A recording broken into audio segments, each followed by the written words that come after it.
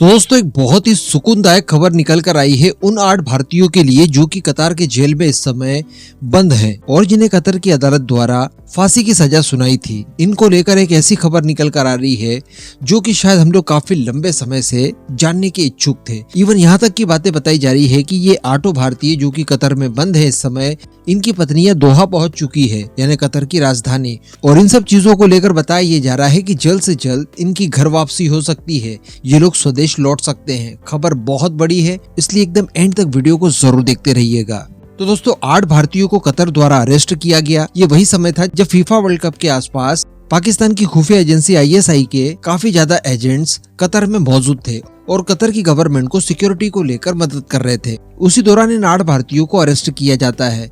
इसको लेकर किसी तरह का कोई भी ऑफिशियल कंफर्मेशन नहीं दिया गया था कि इन्हें अरेस्ट करने के पीछे कारण क्या था, यानी इनका क्राइम क्या था। लेकिन अलग अलग मीडिया हाउसेस के जरिए हमें इस तरह की खबरें मिलती है कि इन 8 भारतीयों के ऊपर आरोप लगाया गया है कि ये लोग जासूसी कर रहे थे और जासूसी का काम ये लोग इजराइल के कहने पर कर रहे थे। दरअसल कुछ सबमरीन्स वगैरह की इनका प्रोजेक्ट था कतर वालों का, इटली से इन्होंने खरीदी थी, उसी को लेकर जासूसी का काम इन 8 भारतीयों द्वारा किया जा रहा था। इस तरह के आरोप मीडिया द्वारा लगाए गए थे। अब इसके बाद लगातार भारत की तरफ से अलग अलग मूव चले जा रहे थे और जितने भी लीगल पहलू हो सकते थे इस केस को लेकर भारत इन 8 भारतीयों को छुड़वाने के लिए सबका इस्तेमाल कर रहा था। लेकिन सडनली फिर फांसी की सजा इन्हें सुना दी जाती है, जो कि भारतीयों को बहुत बड़ा शॉक दे देती है कि अचानक ऐसा क्या हो गया कि कतर की अदालत द्वारा सीधे इन्हें फांसी की सजा सुना दी जाती है, और वो भी तब जब अभी तक इनके क्राइम को लेकर ही कोई ऑफिशियल जानकारी नहीं दी है। इसके बाद कुछ नई चीजें निकलकर सामने आती है जिसमें भारत के द्वारा टर्की से मदद मांगी गई, अमेरिका से मदद मांगी गई,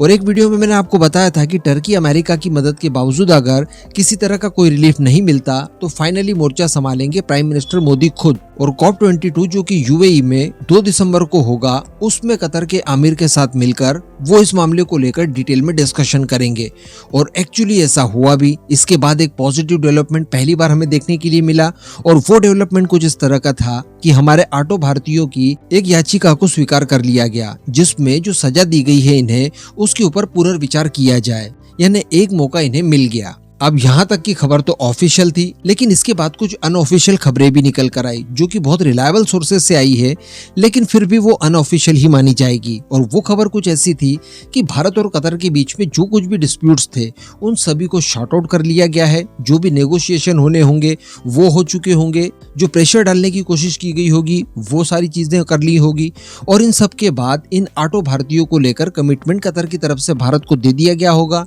कि इन्हें फांसी की सजा अब नहीं दी जाएगी। लेकिन उसी वीडियो में हम लोगों ने ये भी डिस्कस किया था कि अगर इनकी फांसी की सजा कैंसिल कर भी दी जाती है तो अचानक से इन्हें छोड़ नहीं दिया जाएगा, क्योंकि अगर ऐसा होता है तो ये कतर की अदालतों के ऊपर दुनिया के ट्रस्ट को कैसे बनाए रखेगा। एक तो कतर पहले से ही एक डेमोक्रेटिक देश नहीं है, तानाशाही गवर्नमेंट है वहाँ पर, तो हो सकता है कि इन्हें धीरे धीरे प्रक्रिया के जरिए रिलीज किया जाए, एकदम से इन्हें नहीं छोड़ा जा सकता। लेकिन इस दौरान बताया ये जा रहा था कि इनकी जो बैरिक वगैरह थी उसे भी चेंज कर दिया गया है, यानी पहले जो काल कोठरी वगैरह में डालकर रखा गया था वहां से इन्हें बाहर निकाल लिया है। इनके घर वगैरह ये लोग बात कर सकते हैं फोन पर। इसके अतिरिक्त भी इन्हें कई सारी अन्य सुविधाएं दी जाने लगी। लेकिन इसके बाद दोस्तों अभी खबर निकल कर ये आ रही है कि इन 8 भारतीयों को डायरेक्टली रिलीज किया जा सकता है। जी हाँ, दरअसल 18 दिसंबर को कतर का राष्ट्रीय दिवस होता है, और कतर के इसी राष्ट्रीय दिवस के मौके पर कतर के आमिर द्वारा कुछ बंधकों को माफी प्रदान की गई है, जिसके लिए एक लिस्ट जारी की है। अभी इस लिस्ट के बारे में कोई नहीं जानता कि इसमें कितने टोटल नंबर्स हैं, और वो जो लिस्ट है तो क्या उनके अंदर 8 भारतीयों के भी नाम शामिल है या फिर नहीं, इसके ऊपर अभी किसी तरह का कोई खुलासा नहीं हुआ है। लेकिन जो खबर निकल कर आई है वो कुछ ऐसी है कि इन 8 भारतीयों के परिवार वाले कतर पहुंच चुके हैं, जिनमें इनकी पत्नियां शामिल है। इसके अतिरिक्त प्राइम मिनिस्टर मोदी और कतर के आमिर के बीच में जो डिटेल में डिस्कशन हुआ था COP28, तो इन सब चीजों को मिला जुला कर ये बताया जा रहा है कि काफी जल्द अब हमारे 8 भारतीयों की घर वापसी हो सकती है। ये लिस्ट जो जारी की गई है, जिन्हें माफी दी गई है, इनको व्यक्तिगत रूप से जानने के लिए ही इन 8 भारतीयों के परिवार वाले कतर पहुंचे हैं। अब जब वहां पर इन्हें लिस्ट मिलेगी और उसमें इनके नामों की पुष्टि हो जाएगी, उसके बाद वो प्रक्रिया शुरू कर दी जाएगी जिसके जरिए इनकी घर वापसी होगी और इन्हें स्वदेश लाया गया होगा।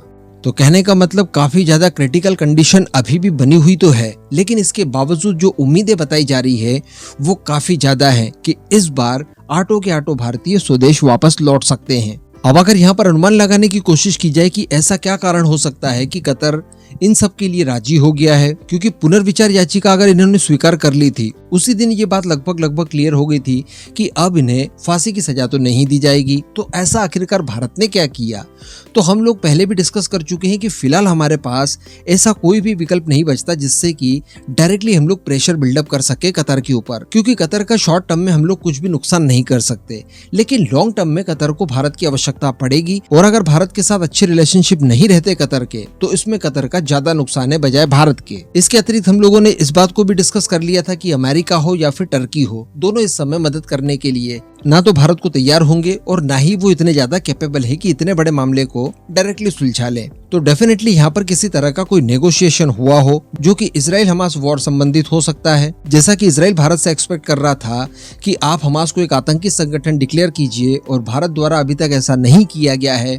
तो मे बी कि यहाँ पर किसी तरह का कोई भारत और कतर के बीच में समझौता हुआ हो, या फिर इसके अलावा एक और बड़ा मुद्दा हो सकता है, और वो बड़ा मुद्दा सीधे जुड़ा हुआ है सऊदी अरेबिया और यूएई द्वारा। कुछ सालों पहले की बात है जब सऊदी अरेबिया, यूएई और इनके ग्रुप के कुछ देशों द्वारा कतर पर सैंक्शन लगा दिए गए थे और कतर को पूरी तरह से आइसोलेट कर दिया था। उस दौरान कतर की मदद के लिए केवल एकमात्र ईरान ही विकल्प था। अब इस समय की अगर बात की जाए तो यूएई हो या फिर सऊदी अरेबिया हो, दोनों ही देश भारत के काफी ज्यादा नजदीक आ चुके हैं और भारत के साथ लॉन्ग टर्म पार्टनरशिप को लगातार बिल्ड करने की कोशिश कर रहे हैं।